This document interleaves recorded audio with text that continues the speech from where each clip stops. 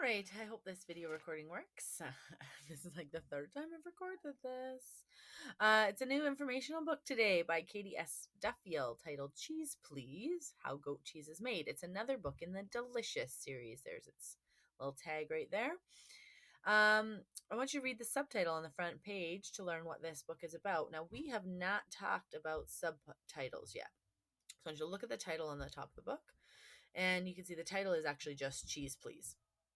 The largest words there, that's the title. The small words below it, is the subtitle, How Goat Cheese is Made. And the subtitle gives you more details about what the book will be about. Remember when we read Dinner in India, you may have noticed, I pointed out that the writing switched when you got directions for making the cucumber salad. In this book, the whole book is directions. The writer is going to describe how cheese is made, the whole process for making goat cheese. You probably can't actually make goat cheese, but today we are going to learn how it is made. I'm going to read to you the inside back cover of the book. Right here.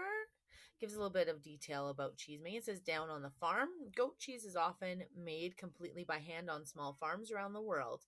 These handmade cheeses made in small batches are called artisan cheese. Not all farms have their own goats, however. These small farms still make artisan cheese, but they make it with goat's milk brought in from other dairies. If a farm owns and milks its own goats and makes its own cheese by hand, this cheese is known as farmstead cheese. So if you ever see those labels on cheese at the store, you'll either know it's an artisan cheese made by a farmer, or it is homestead cheese where they actually own the goats as well. I always wondered what the difference was.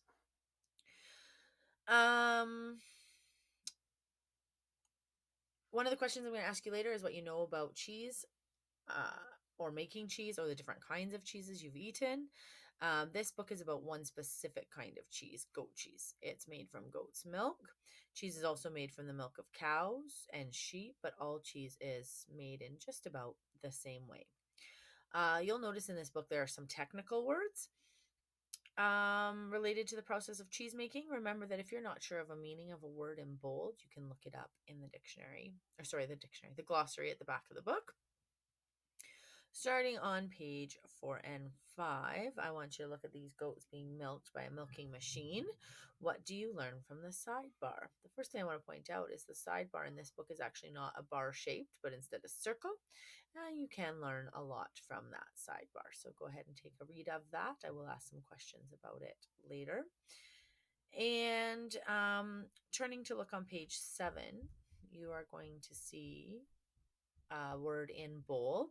The word in bold is defined in the glossary at the back of the book. And this word here not only has a definition in the glossary at the back of the book, but it also has a pronunciation guide located right after the word. So you can use that to help you sound out the word back.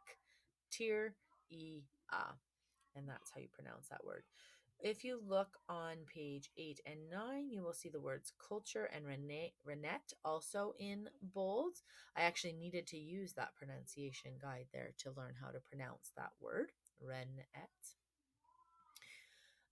Let's go to the glossary and see how to look up those words in a glossary. So the glossaries are located at the back of the book. They're organized in alphabetical order.